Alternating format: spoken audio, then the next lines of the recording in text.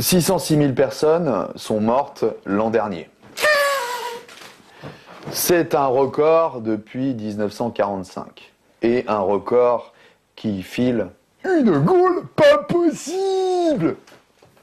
Même si, contrairement à Halloween et toute sa vacuité, quasi personne ne le célébrera à sa juste valeur, puisque chacun se soumet au tabou selon lequel, de la mort, on ne pipe mot.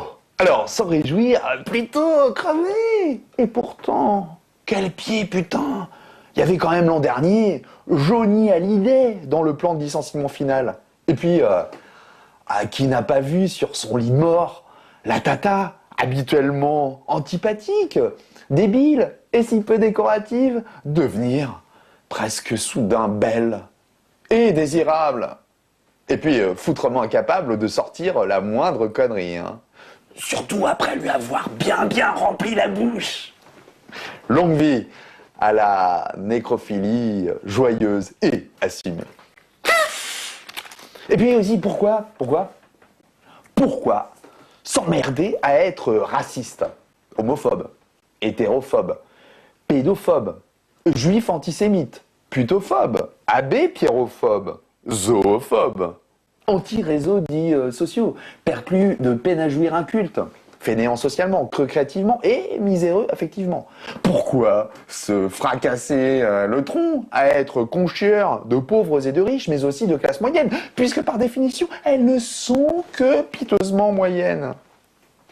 Pourquoi se tuer la paillasse à être un serial killer de cargaison de personnes soumises, lâches et aliénées, qui consultent leur chiotte de smartphone dès qu'elles s'ennuient plus de 4 secondes, plutôt que d'ouvrir un livre, danser, toucher, ou se toucher, ou regarder vraiment autour de soi. Pourquoi s'essorer le trognon à être tout ça, quand on peut se vivre en misanthrope, joyeux et nécrophile, épanoui? Réjouissons-nous. Réjouissons-nous donc de la crémation qui réchauffe tous nos petits cœurs et réhabilite les fours crématoires, du cancer soudain qui donne de l'imprévu empanaché, tout en donnant aussi l'occasion aux médecins de parier entre eux afin de se détendre légitimement.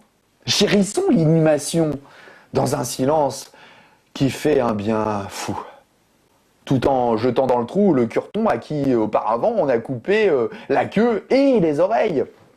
Louons la pendaison des parents lors de l'anniversaire du petit Charles-Henri Kevin qui fête alors ses 4 ans.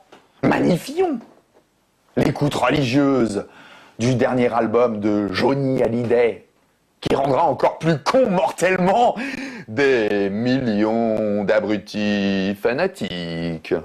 Et Fabrice Lucchini avec, comme dirait son mentor hors pair, Louis Jouvet.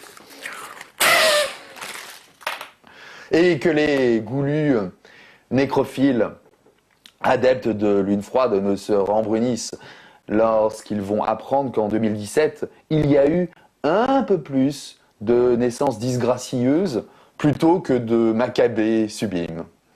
L'espoir reste pourtant étincelant, car après tout, un nouveau-né récent reste un futur mort proche, surtout pour tous ceux qui ne vont pas vivre longtemps, hein, ou tous ceux qui ne vont pas vivre pleinement. Malpoli, va. Salut les nécrophobes vauriens.